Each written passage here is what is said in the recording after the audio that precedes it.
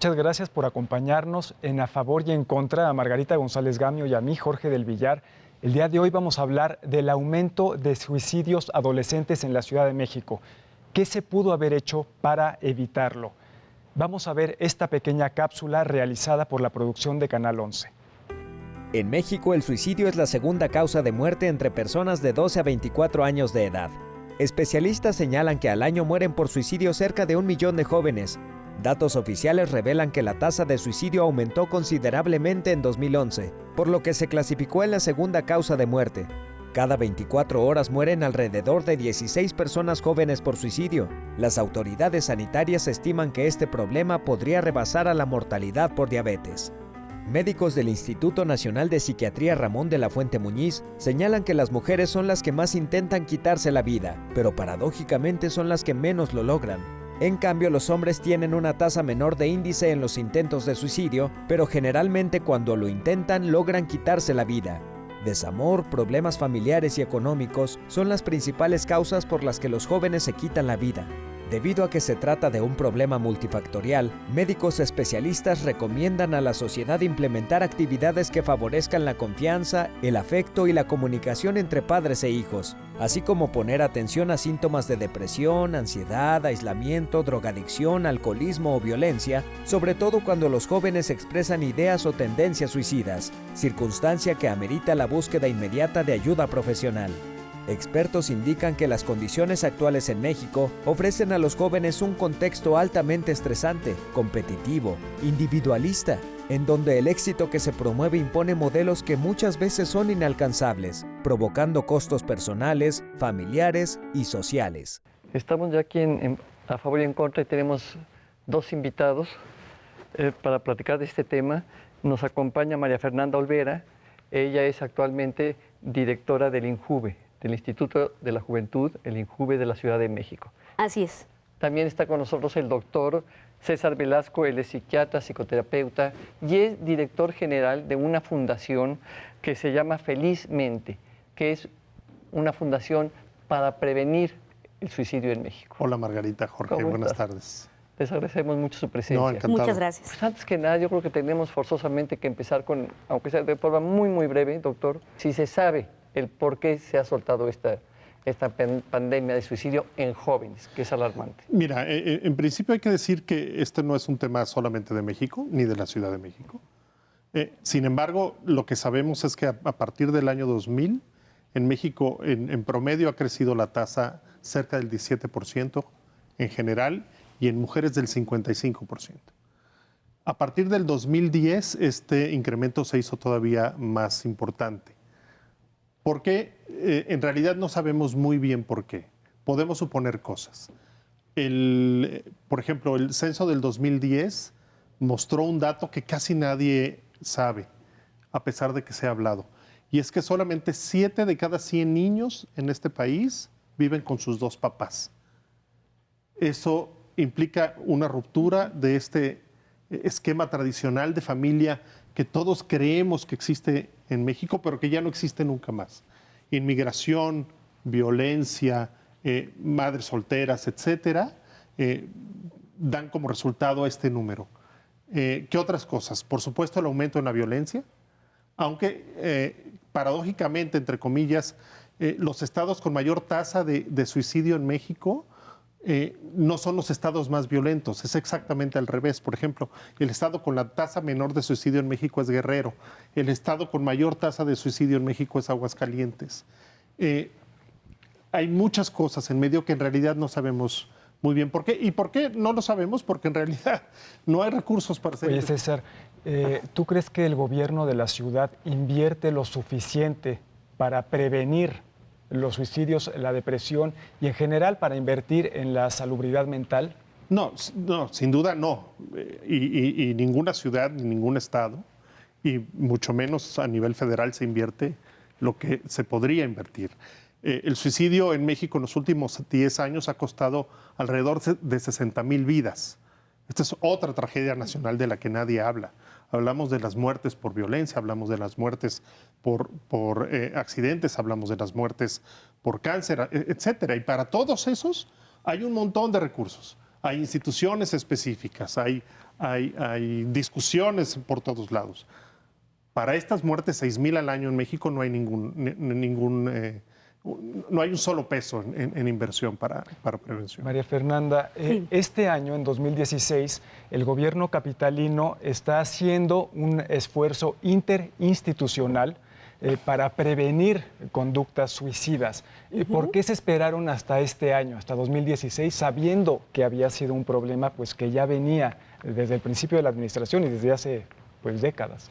Mira, los esfuerzos en términos de prevención de suicidio en el gobierno de la Ciudad de México iniciaron sin duda, al menos en el caso del Instituto de la Juventud, del DIF, por ejemplo, y de la Secretaría de Salud, iniciaron no solamente desde esta administración. En el caso del INJUVE sí podría decirte que sí, porque anteriormente efectivamente no había un programa, no se tenía un programa como política de juventud en materia de prevención de todo tipo de conductas de riesgo, entre ellas el suicidio. Pero, bueno, históricamente el sector salud tiene ciertas políticas y coincido en que no han sido suficientes porque entonces la cifra no tendría que ir a la alza, sino que tendríamos que tener mecanismos muchísimo más eficientes, más audaces de penetración a la población, de tocar las fibras más sensibles de entre las palíneas y no han sido suficientes. Claramente, sino, pero en la ciudad, en el país, yo diría en el mundo entero, porque la cifra en el mundo entero está en aumento. Y no solamente obedece a un tema, me parece, que tenga que ser obligado de las políticas públicas.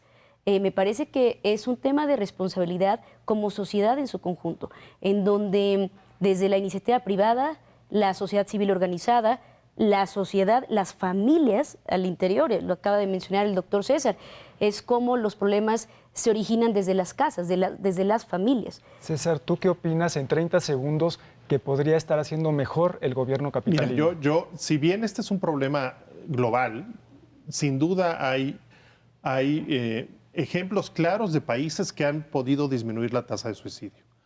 Un requisito para ello es que los países tienen una estrategia nacional para prevención del suicidio. Hay 28 países en el mundo que la tienen. Por supuesto, México no la tiene. Esos países lo han logrado. ¿Qué ha pasado? Que ahora el 75% de las muertes por suicidio se dan en países con ingresos bajos o medianos. Los países con ingresos altos, que sí invierten en estas estrategias nacionales, son los que tienen resultados. Estoy de acuerdo que es una responsabilidad compartida por todos los ciudadanos, por los padres, por los maestros, por las autoridades, pero la autoridad no puede descansar en las familias para que la tasa baje. Esa es responsabilidad del Estado. De hecho, es un derecho humano, el derecho a la salud, y la salud mental es parte de estos derechos. Pues vamos a un corte. Estamos hablando del aumento de suicidios en la Ciudad de México. Volvemos.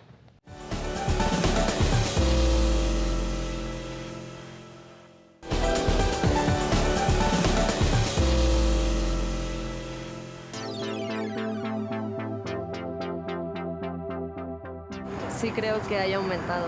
Las edades cada vez es como más jóvenes. Sobre todo por falta de atención de los padres. Se van perdiendo los valores. Familias disfuncionales. Por ejemplo, las redes sociales. El aumento del bullying. Los padres no sabemos manejar las emociones de los niños. Entonces eso genera cierta depresión.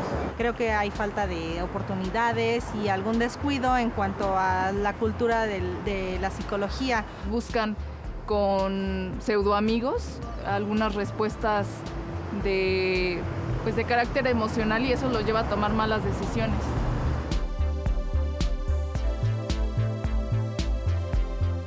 Yo estoy más consciente de que es una educación que se da en casa.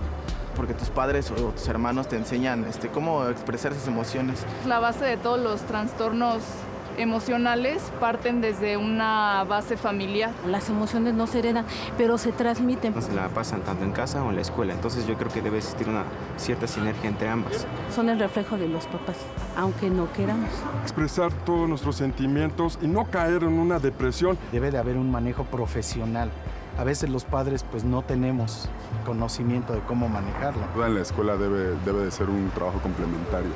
Que termine de soportar lo que te enseñan en casa. Regresamos aquí a este tema tan alarmante, sobre todo tratándose de nuestros jóvenes, ¿no? Que es el incremento del suicidio adolescente. A ver, una cosa que inquieta es cuando empieza uno a decir, bueno, es que es problema del mundo y es de todos y es la familia y es esto y los entonces finalmente se acaba diluyendo, ¿sí? Y bueno, hay un gobierno, un Estado que yo creo que tendría mucho que hacer, ¿no? Y no vemos que esté haciendo mucho. No sé qué siente usted, doctor, si la política pública, si está encaminado a eso, la de la Ciudad de México, o son simplemente chispazos ahorita electoreros. Mira, yo habría que conceder que el caso de la Ciudad de México se distingue del resto del país en que hay un programa, digamos, un poco más formal, serio, y espero que sea transaccional, que este es otro de los problemas, ¿no? La realidad es que en la inmensa mayoría del país no hay nada, o hay de pronto programas con muy buenas intenciones, pero con muy poco rigor. ¿A qué me refiero? Por ejemplo, existen una serie de instrumentos que miden el riesgo suicida en las personas, ¿no? Aquí en las cápsulas la gente habla de la depresión como si fuera una emoción. La depresión es una enfermedad. Y como cualquier otra enfermedad, si no se trata, conforme va avanzando, cada vez se va haciendo más grave. ¿Qué sabemos? 8 de cada 10 personas que se suicidan tenían algún trastorno psiquiátrico y de ellos la inmensa mayoría tenía depresión. Y entonces, si no se trata la depresión de una manera profesional, el resultado va a ser que la gente que tiene la ideación suicida en algún momento va a intentar matarse. Se acaba de publicar hace cosa de un mes un estudio interesantísimo sobre el riesgo que tiene la gente que ya intentó. Y al final del año se ve que el 40% de quienes ya intentaron suicidarse se terminan matándose. ¿Por qué? Porque aprenden en qué se equivocaron. Y dos, que no se reconoce a esa población como la de mayor riesgo. Y entonces no se les atiende de manera adecuada. ¿El INJUVE está haciendo algo para sensibilizar, para dar esa información de cuáles son estas conductas, digamos, estos los focos rojos, para que un maestro, un padre de familia, inclusive un amigo, pueda detectar algo? Bueno, acabamos de inaugurar el primer hospital de las emociones y es un modelo único en la ciudad, único a nivel país, y no hay un modelo similar en otras ciudades del mundo, o prácticamente es el primero en su tipo. Esto no es es decir, no lo estamos presentando como la única forma de prevenir suicidios o ideaciones suicidas o pensamientos suicidas, tendencias suicidas. No, estamos hablando de una política preventiva multidimensional que pudiera ser la antesala a una posible ideación suicida y de ahí la consumación del mismo. Entonces, en la Ciudad de México me parece que sí se están haciendo cosas. Insisto, se están haciendo tarde porque se debieron de haber hecho hace muchos años atrás, pero estamos empezando a hacer cosas. A mí me parecía fundamental que desde las políticas de jóvenes existiera una política que redujera riesgos, que redujera daños en todo tipo de conductas de riesgo, no solamente suicidio, porque los casos que hemos llegado a atender de personas que terminan en un hospital a causa de un intento suicida, jóvenes, que efectivamente tenemos casos de 4 intentos hasta 13 intentos suicidas. 13 veces intentarlo. Y las causas no es una sola causa.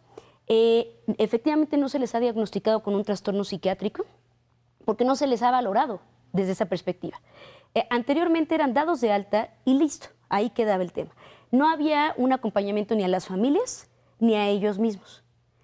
A partir de esta estrategia que lanzamos Salud, Balance y Bienestar Joven, de la cual se desprende el primer espacio en donde por primera vez, de manera gratuita, universal, para todas las personas entre 12 y 29 años de edad y sus papás, o los papás que también requieren este tipo de contención de cómo tratar las emociones de sus hijos, la reciben gratuitamente. Eso es un paso muy importante. No es la única... no es la única política que va a prevenir suicidios o que lo está intentando. Hay un sistema de prevención del suicidio en la Ciudad de México que también se lanzó este año. Porque este año se debió de haber hecho quizá desde muchos años atrás. Y ahí sí participamos de manera interinstitucional con una red de suicidólogos, por ejemplo, que tiene el DIF, el Instituto de las Mujeres, el Instituto del Adulto Mayor, la Secretaría de Salud y el INJUVE, porque el suicidio claramente no solo está presente en jóvenes. ¿Qué ventanas de oportunidad le ves tú al Hospital de las Emociones y a esta infraestructura interinstitucional? Cosas muy concretas. Por ejemplo, En el hospital solamente existe tratamiento psicológico, no hay un solo psiquiatra. Según la información a la que yo tengo acceso, las personas, los muchachos que requieren de tratamiento psiquiátrico, tienen que ir a otro lugar donde hay un psiquiatra, así está dicho, hay un psiquiatra que los va a atender. Me parece que el área de oportunidad es que el psiquiatra esté ahí metido, es decir, si llega un chico o una chica con ideación suicida y lo haces moverse, el riesgo de que se pierda en el camino es enorme. También leía, por ejemplo, presumía el licenciado Mancera, de que están atendiendo gente de Puebla y del Estado de México. Es decir, la gente viene de otro estado, viene a la ciudad y luego le dices que tiene que ir a una consulta psiquiátrica donde le van a dar el tratamiento. Me parece que si se tuviera el profesional en el sitio, porque no sabes con qué gravedad te van a llegar ahí, no lo sabes. Entonces, si tienes un psiquiatra ahí... Sí, de hecho, estamos justo por celebrar ya hay un acercamiento con el Instituto Nacional de Psiquiatría y con la intención de precisamente tener un convenio de georreferenciación. Es decir, de poder decir, efectivamente, podríamos tener y estamos explorando la posibilidad de tener, no a uno, si tenemos 20 psicólogos, ¿por qué no tener 5 psiquiatras? Que efectivamente puedan diagnosticar algún trastorno mental e incluso pues, medicar, ¿no? O quizá referenciar algún centro de internamiento, ¿no? Al momento no se tiene, no se cuenta, pero hemos sido muy claros en que esta es una política preventiva de conductas de riesgo en donde el modelo tiene que ver con psicología. Es decir, y tenemos muy claros los límites.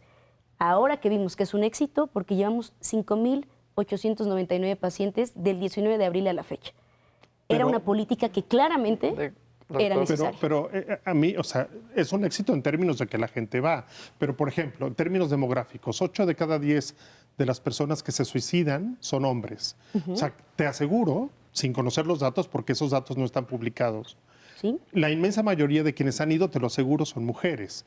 ¿Por qué no establecer una estrategia específicamente para esta minoría que son los hombres? O sea, 8 de cada 10 de quienes mueren son los hombres, no de quienes intentan. O sea, me parece muy bien que exista, me parece muy bien que vean a tanta gente. Esto habla de la enorme necesidad de servicios de salud mental. Pero ya que se hizo el esfuerzo, hagámoslo bien, hagámoslo bien. Es decir, identifiquen, por ejemplo, en todas estas clínicas donde se atienden a chicos con abuso de drogas, tienen un videíto en su página muy lindo que habla de abuso de sustancias. Ahí habla de la depresión como consecuencia del abuso de sustancias, pero no como la causa del abuso de sustancias. La asociación entre alcohol y suicidio y depresión, como coadyuvantes de suicidio es la más alta de todas. En México hay 5 millones de alcohólicos, por ejemplo. Entonces, si yo sé que hay un chico que bebe más, que empieza a hablar de quererse morir, muy probablemente tiene depresión. Ahí es cuando hay que hacer algo. Inmediatamente, no esperar. Tenemos Inmediatamente. que ir a un pequeño corte y seguimos con el tema porque es muy importante. El esperar puede hacer la diferencia. Damos un corte y regresamos.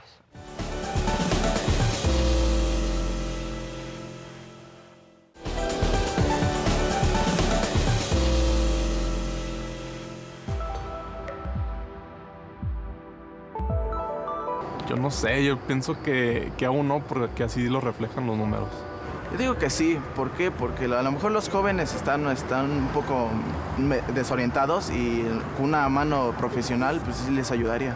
No, hay mucha desinformación y además una falta de compromiso por parte de los profesionales de la salud en ciertos casos, pero además también por parte de la familia.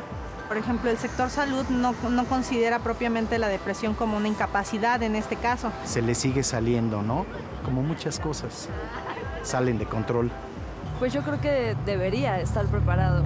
Hay una parte que se encarga de esas acciones, pero realmente no existe, como esa difusión e incluso tampoco el interés a veces de la sociedad. Esa cultura de lo emocional, porque nos dedicamos a los dineros, a la enseñanza académica, ¿verdad? Que una licenciatura y todo, pero nuestro interior, ¿cómo está? A veces se necesita más un abrazo de familia, estar consciente en la familia de lo que es a que tratamos de medicar a nuestros hijos. Y no estar en la creencia de que si vas al psicólogo estás loco.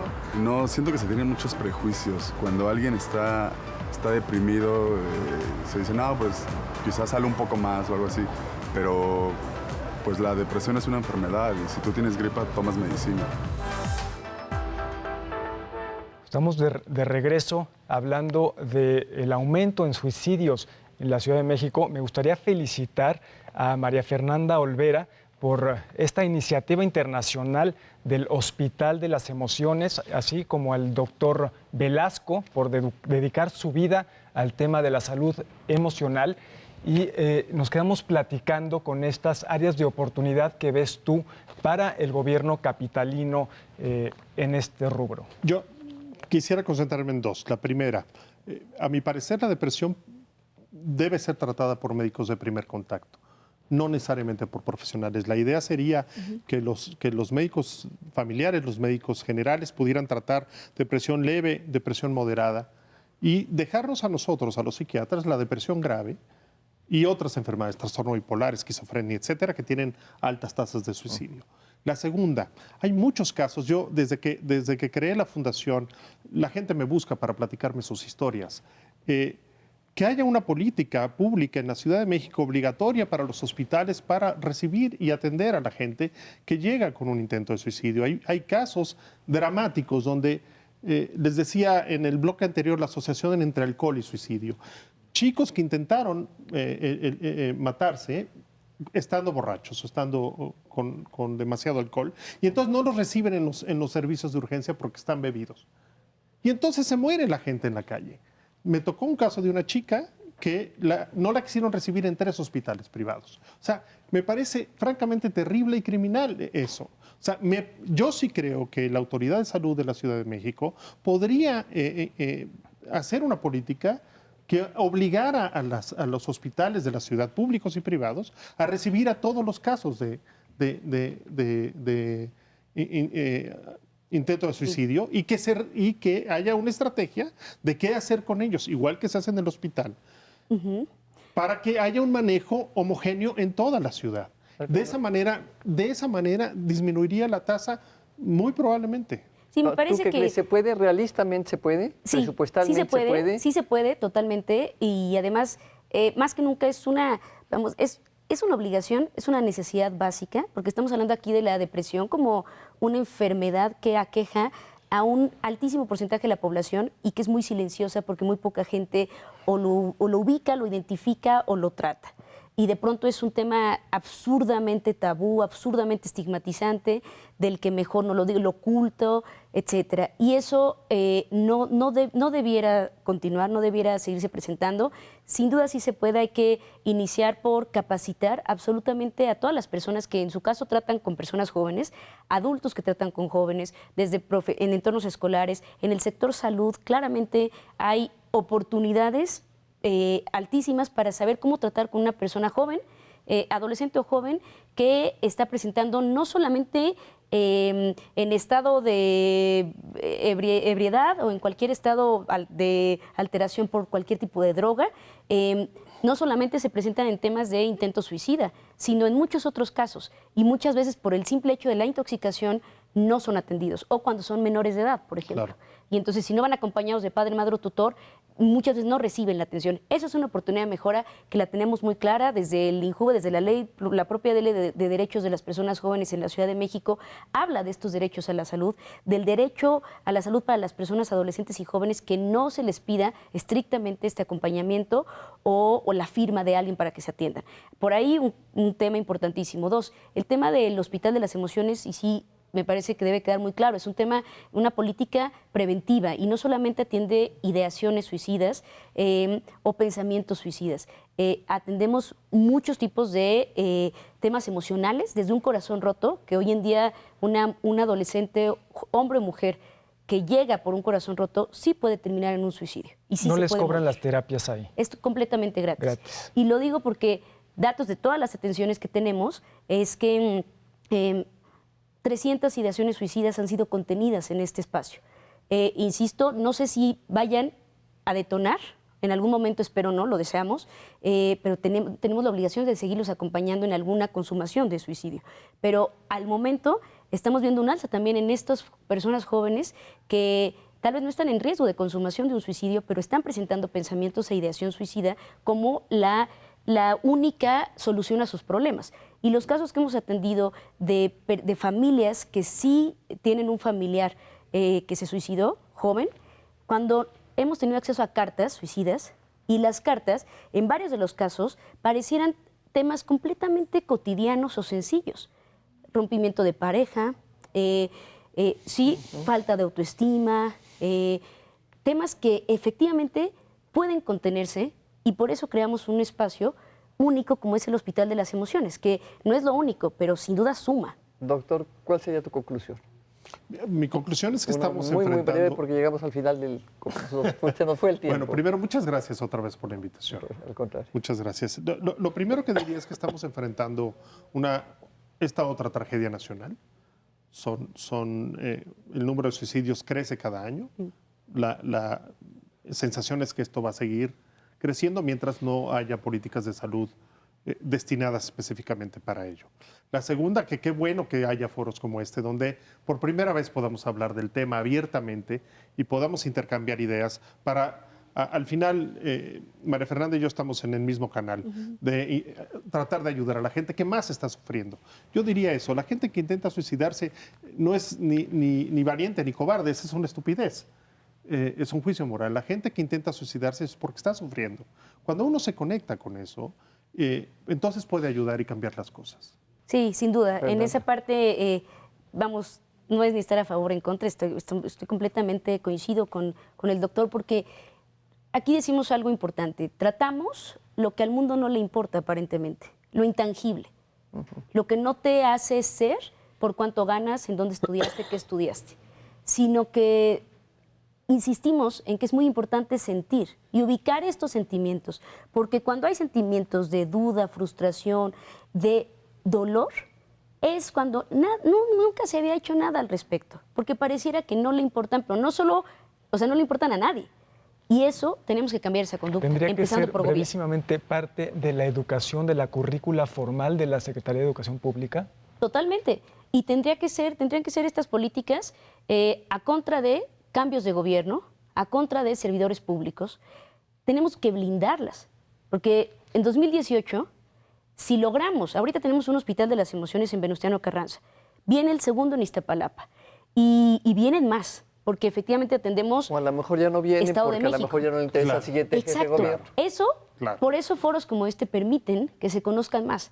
Y el hecho de que atendamos a muchas personas en cantidad, me parece que es muy bueno, porque son mismas personas que sí les hemos cambiado la vida, y dicho por ellos. No es una cuestión electorera, ni es una cuestión de... No. Es una cuestión que es una realidad. Y si cuando venga el cambio de gobierno alguien decide ya no continuar o cambiar Hospitales de las Emociones por otra cosa, pues imagínense, ¿quiénes son los primeros que van a padecerlo? Pues les agradecemos mucho poner en la mesa, en la gente que está oyendo, es la tercera causa de muerte de jóvenes entre 15 y 19 años. Creo que con eso se dice todo. Absolutamente. Sí. Pues muchísimas gracias. Muchas gracias. Jorge. Ya está dentro de 8 días en otro A Favor y en Contra.